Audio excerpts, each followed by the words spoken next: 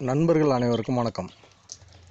இன்றைக்கி நம்ம எதை பற்றி பார்க்க போகிறோம்னா, கடந்த வீடியோவில் புதிய பண்ணையாளர்கள் கோழி வளர்க்கலாமா வாங்கி, இல்லை கோழி குஞ்சுகளாக வாங்கி உற்பத்தி பண்ணலாமா அப்படின்றத பற்றி நம்ம தெளிவாக பார்த்துருப்போம்.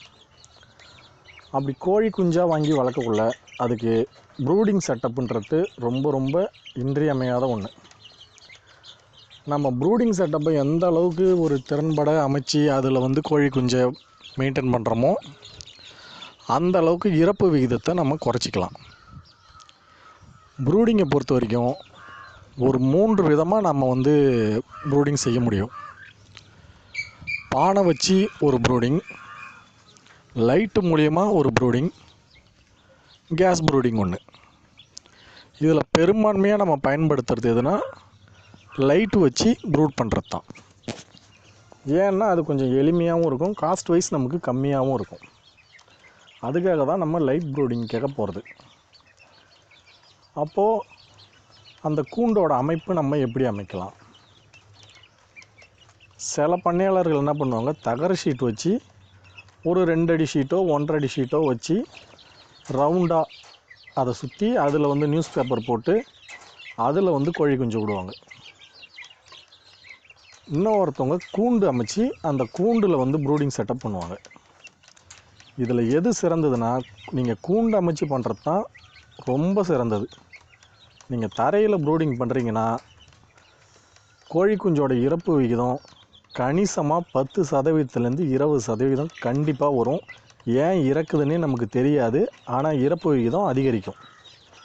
அதுக்கான காரணம் என்னென்னா, கோழி போடுற எச்சங்கள் அந்த நியூஸ் பேப்பரில் விழும். அது ஈரமாகவும், அந்த ஈரத்தை பார்த்த உடனே கோழி ஓடி போய் அதோட எச்சத்தை அதே கொத்தும். அப்படி ஒரு கோழி போடக்கூடிய எச்சத்தை இன்னொரு கோழி குஞ்சு கொத்தக்குள்ள அதுக்கான நோய் தாக்கம் ஏற்பட ஆரம்பிச்சிடும். அப்போது நம்ம கூண்டுக்கு செலவு பண்ணுறது இன்றியமையாதது. ஒன்றும் பெருசாக செலவாயிடாது. ப்ரூடிங்க்கு ஒரு 600 ரூபாய் செலவு பண்ணோம்னா நம்ம 3 அடி அகலம், ஒரு 3 அடி 3.5 அடி நீட்டு, 2 அடி உயரம், இந்த அளவில் கூண்டு செஞ்சிடலாம். கூண்டு செஞ்சு அதை நம்ம தரையில் வைக்காமல் தரையிலேருந்து ஒரு 2 அடி உயரத்துக்கையாவது மினிமம் இருக்கணும். அது போடுற எச்சம் கீழே போய் தான் விழணும். அதுவும் கீழே போய் விழுந்ததுன்னா அந்த எச்சம் காயறதுக்காக நம்ம அது கீழே பேப்பர் போடுறது நல்லது. இப்போ ப்ரூடிங் செட்டப்புக்கு போகும். ப்ரூடிங் செட்டப் அமைக்கக்குள்ள அந்த கூண்டு அமைச்சு அது உள்ளே நம்ம கூண்டோட அந்த வலை மேலே ஒரு நாள் குஞ்சு விடக்குள்ள நியூஸ் பேப்பர் போடணும். ஏன்னா அதோட கால் ஊக்கமாக இருக்காது, நியூஸ் பேப்பர் போடணும். அப்படி நியூஸ் பேப்பரை விட சிறந்தது எதுனா, திருமண உணவகத்துலேயோ இல்லை ஒரு காது குத்தி அந்த மாதிரி விசேஷங்களில் நம்ம டேபிளுக்கு ஒரு ஷீட் போடுவோம், டேபிள் ஷீட்டுன்னு. அந்த டேபிள் ஷீட்டை வாங்கி நம்ம இதில் பயன்படுத்தினோம்னா நியூஸ் பேப்பர் ஈரத்தை இழுத்து கிழியும். இது ஈரத்தை இழுத்து கிழியாது, ஆனால் ரெண்டுமே ஈரத்தை உறிஞ்சிக்கும். இந்த ஷீட் ரொம்ப நல்லது. இதை நம்ம வாங்கி பயன்படுத்தணும். அப்போ தீவனம் எப்படி கொடுக்கலாம்? அடுத்தது, ஒரு நாள் குஞ்சுக்கு தீவனம் எடுக்க தெரியாது. அதுக்காக நம்ம தீவனம் போடாமையும் இருக்க முடியாது.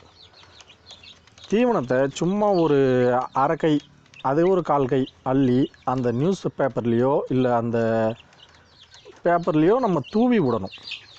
அப்படி தூவி விடக்குள்ள அது ஓடி சும்மா கொத்திக்கிட்டே கிடக்கும். அப்படி கொத்த ஒரு நாள் 2 நாள் கழித்து தான் அது தீவனமே எடுக்கும். அது வரைக்கும் அதோட தீவனம் என்னென்னா தண்ணி தான். அதோட வயிற்றில் இருக்கிற மஞ்சக்கரு, அந்த மஞ்சக்கரு அதுக்கு உண்டான எனர்ஜியும் கொடுக்கும், தண்ணி அதுக்கு உண்டான எனர்ஜியை கொடுத்துரும். அதனால் நமக்கு அதெல்லாம் எந்த பிரச்சனையும் இல்லை, அது இயற்கை சார்ந்தது. இப்போது 2 நாள் நம்ம அது மாதிரி ஒரு 3 நாள் வரைக்கும் நியூஸ் பேப்பரில் போட்டோம்னா 2வது நாள்லேருந்தே சாப்பிட ஆரம்பிச்சிடும். 3வது நாள் ஓரளவுக்கு நல்லாவே சாப்பிடும். நல்லா சாப்பிட ஆரம்பிக்கக்குள்ளே என்ன பண்ணணும், ஃபீடர் வாங்கி ஃபீடரில் நம்ம தீவனத்தை கொட்டி உள்ளே வைக்கணும். ஏன்னா எச்சங்களை அது சேர்த்து தீவனத்தை கூட சாப்பிட ஆரம்பிச்சிடும் 3வது நாள். ஸோ 3வது நாளே ஃபீடரை நம்ம உள்ளே வச்சிடணும். இதில் குறிப்பாக அந்த நியூஸ் பேப்பரோ அந்த டேபிள் ஷீட்டோ போடுறோம்னா 3 நாளைக்கு காலையிலையும் புதுசாக மாற்றணும். ஒரு 6 மணி போல் 5 மணி போல் சாயந்தரத்துலேயும் நம்ம அதை புதுசாக மாற்றி தான் ஆகணும். 3 நாள் கழித்து நம்ம ஒரு வேளைக்கு அதை மாற்றினா மட்டும் போதுமானது.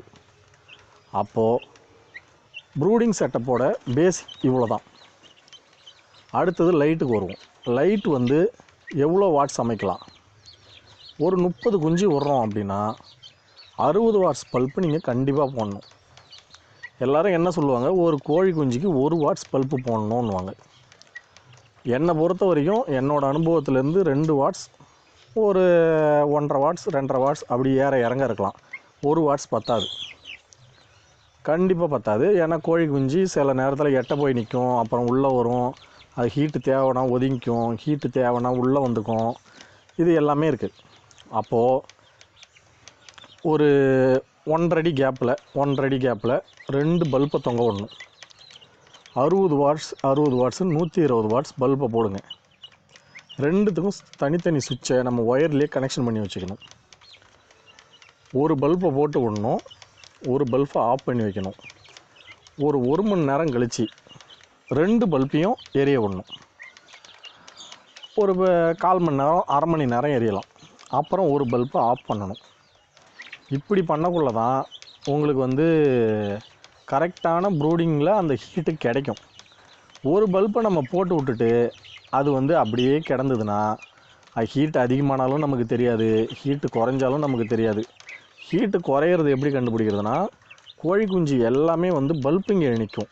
அப்போ அதுக்கு சூடு பத்தலைன்னு அர்த்தம். ஒன்று மேலே ஒன்று ஏறி நிற்கும். அது மூலிமா இறப்பு வர ஆரம்பிக்கும். இல்லை கூண்டு உள்ள பல்போட சூடு ரொம்ப அதிகமாகிடுச்சுன்னா கோழி குஞ்சுலாம் பல்பை விட்டு போயிட்டு அந்தந்த ஓரங்களில் போய் ரொம்ப ஒதுங்க பார்க்கும். அப்போது நம்மளுக்கு நல்லா தெளிவாக தெரியும் சூடு அதிகமாக இருக்குது. அப்போது ஒரு 5 நிமிஷம் 10 நிமிஷம் பல்பை ஆஃப் பண்ணியே போடலாம். ரெண்டையும் எந்த தப்பும் இல்லை.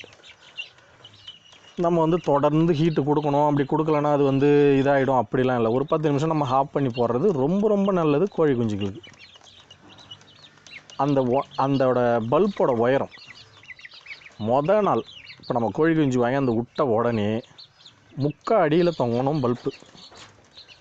3/4 அடி ஒரு பல்பு எரியணும். 3/4 அடியில் 60 வாட்ஸ் பல்பை ஒன்று தொங்க விட்டு எரிய விடணும். ஒரு 2 மணி நேரம் ஆன உடனே பல்பை ஒரு அடிக்கு ஏற்றிடணும். ஒரு அடிக்கு ஏற்றி விட்டுட்டு நாம் அதை அந்த வெப்பத்தை மெயின்டைன் பண்ணணும். இது வந்து ப்ரூடிங்க்கு ரொம்ப ரொம்ப அவசியமான தெரிஞ்சிருக்க வேண்டிய விஷயங்கள் இது. அதுக்கப்புறம் தண்ணி நாள் வந்து நம்ம வந்து கருப்பட்டி தண்ணி தான் வைக்கணும். சீரகத்தை போட்டு தண்ணியில் கொதிக்க வச்சு அதில் கருப்பட்டியோ நாட்டு சர்க்கரையோ போட்டு நல்லா ஆற்றி சூடு இல்லாமல் உள்ளே எடுத்து வச்சிடணும். கண்டிப்பாக ட்ரிங்கரில் வைக்கிறது தான் நல்லது. நீங்கள் தட்டுலேயோ இல்லை கிண்ணத்துலேயோ வச்சிங்கன்னா கோழி அதில் நனைஞ்சி நடுக்கி அதுக்கப்புறம் அதுக்கு ரத்த காய்ச்சல் வரும், இல்லை அப்பயே கூட அது இறந்து போகும். ட்ரிங்கர் யூஸ் பண்ணுறது நல்லது. ஒரு 1 லிட்டர் ட்ரிங்கர் வாங்கினீங்கன்னா ஒரு 120 ரூபா தான் வரும். இது வந்து ரொம்ப சிறந்தது ட்ரிங்கரில் நீங்கள் தண்ணி வைக்கிறது. 3 நாளைக்கு நம்ம வந்து தண்ணியை வந்து ரொம்ப ஜாக்கிரதையாக வைக்கணும். ஏன்னா கோழி குஞ்சும் ரொம்ப சின்னது, தட்டில் வச்சிங்கன்னா உள்ளே வந்துடும். அதனால் வந்து கண்டிப்பாக நம்ம ட்ரிங்கர் பயன்படுத்தணும். மொதல் நாள் கருப்பட்டி தண்ணியும் வச்சாச்சு. இப்போ 2வது நாள் என்ன பண்ண போகிறோம், லிக்சன் பவுட்ரு. டெட்ராசைக்ளின் யூஸ் பண்ண வேண்டாம்.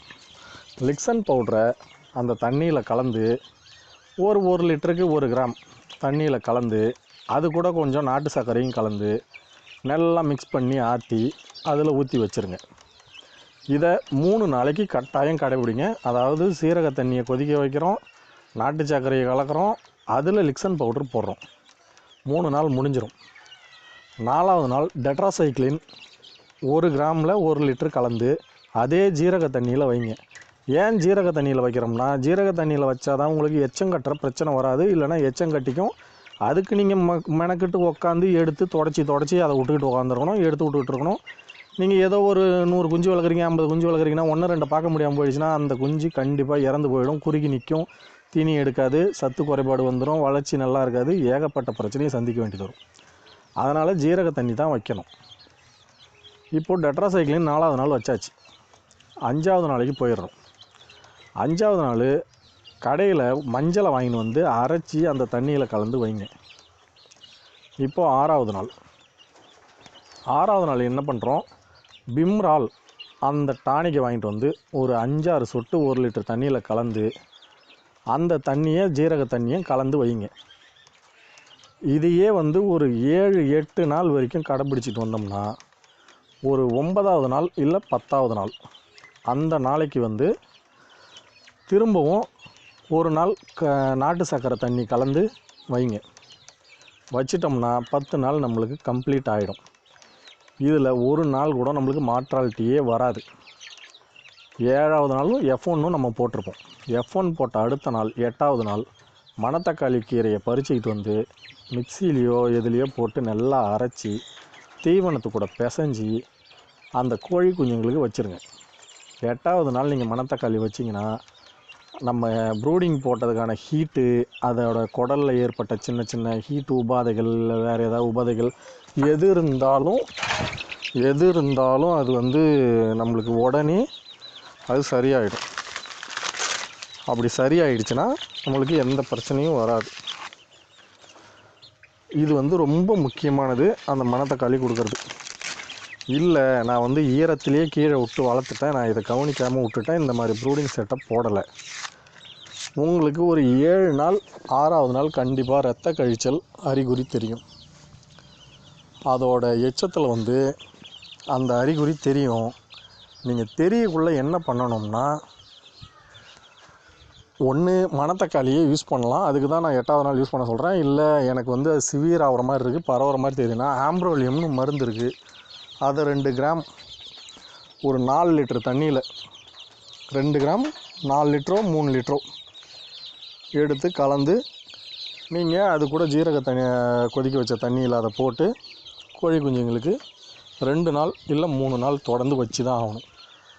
இந்த கம்ப்ளைண்ட் வரக்கூடாதுன்றதுக்காக தான் நம்ம கூண்டு மெத்தடுக்கு போகிறோமே. இல்லைன்னா நம்ம கீழே விட்டு வளர்த்துடலாம். இப்போது 10 நாள் வரைக்கும் இந்த மாதிரி வளர்க்கக்குள்ள ஒரே ஒரு கோழி குஞ்சு கூட உங்களுக்கு வந்து இறந்து போக வாய்ப்பே இல்லை. அப்படி அதையும் மீறி இறக்குதுன்னா ஹீட் ஸ்ட்ரோக்கில் இறக்கலாம். இல்லை வந்து கோழி குஞ்சு நம்ம வாங்கின இடத்துல வந்து தரம் இல்லாமல் ஒரு கன்னி விட முட்டையிலேருந்து பொரிச்சிருக்கலாம். அந்த மாதிரி ஏதாவது பிரச்சனையில் இறக்குமோ தவிர நோய் வந்து உங்களுக்கு ஒரு கோழி குஞ்சு கூட இறக்காது.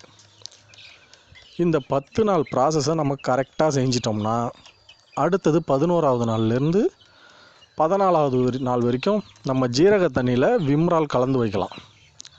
12வது நாள் ஒரு ப்ரூட்டோன்னு ஒரு ஆன்டிபயோட்டிக் இருக்குது, அது செரிமானத்துக்காகவும் லிவருக்காகவும் நம்ம வைக்கிறது. அதில் சும்மா ஒரு 4-5 சொட்டு மட்டும் தண்ணியில் கலந்து ஒரே ஒரு நாள் வச்சிட்டோம்னா செரிமான பிரச்சனையும் இருக்காது.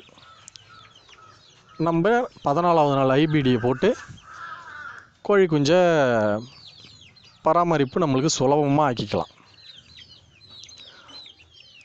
மீதி கோழி குஞ்சு வளர்ப்பை பற்றி நம்ம அடுத்த பதிவில் பார்ப்போம்.